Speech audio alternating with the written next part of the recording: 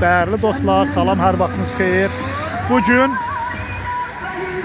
İranın Gürcüstandakı səfirliyinin qarşısındayıq. Etiraz aksiyası və İran xalqına dəstək nümayişi.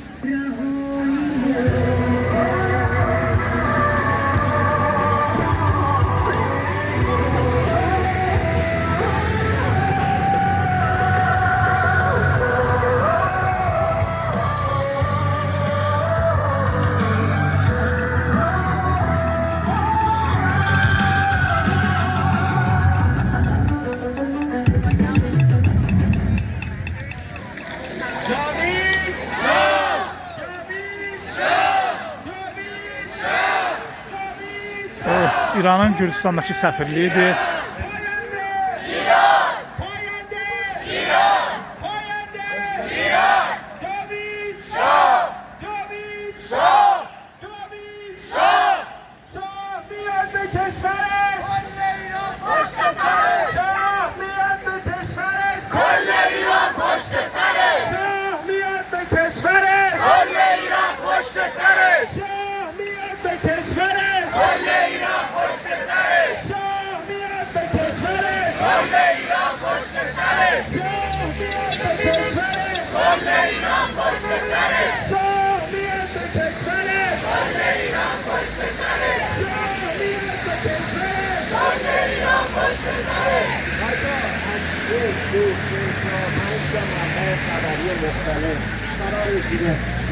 İranda etiraz edən xalqa 40 mindən çox etiraz edən nümayişçiyə, vətəndaşa qarşı olunan suiqəst mi deyim, terror mu deyim, siyasi küçədə etiraz edən xalqa ümumxalq mitingində 40 mindən çox insan qətlə yetirildi hakimiyyət tərəfindən, İran rejimi tərəfindən. Bugün də artıq müharibədir, başlayıb yenə İrana qarşı və yenə də ziyan çəkən, öldürülən İran xalqıdır.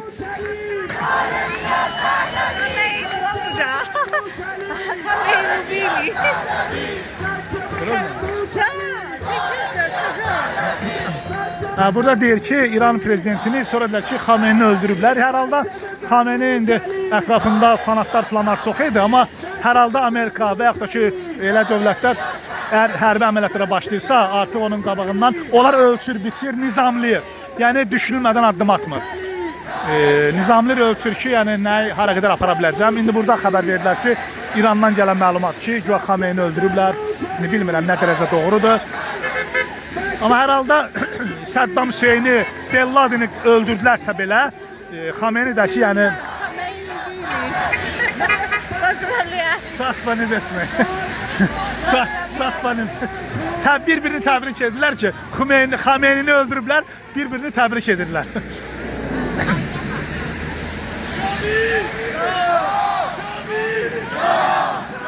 Buradan Gürcistan Filarmoniyanın qarşısına, oradan da parlamentin qarşısına qədər yürüyüşlər başlayacaq. Hər halda artıq dünyanın dəngə dilləri, siyasi diktatura artıq süquta gedib. Yəni bu diktatura rejimi ölkəsi, dünyası deyil hər halda.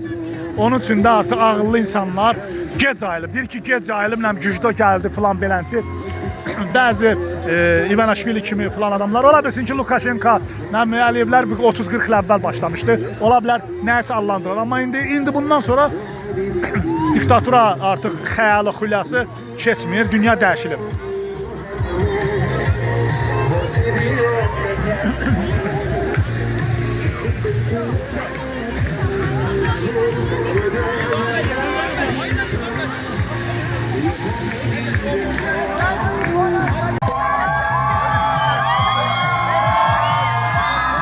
Xameyninin İranda öldürülməsi şərəfinə şampan partladılır. Bayram edilir. Bibi Netanyahu!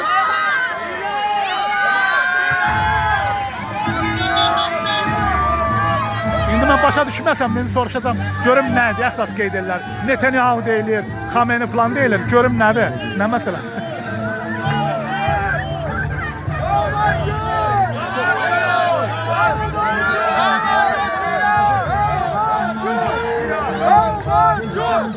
Alman Jus!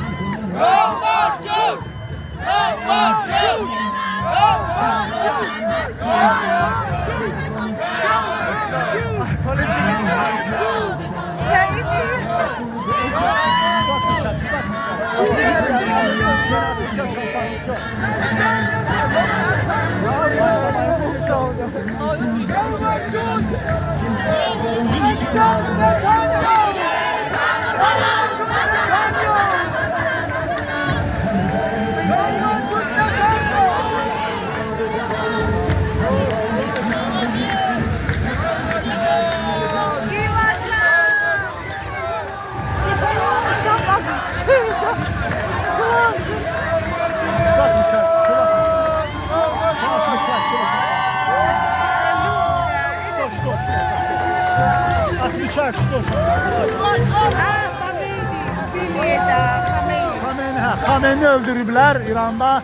Onun üçün deyirlər ki, hətta şampan şərabı da açılır, qeyd olunur. Xameninin ölümünü qeyd edirlər.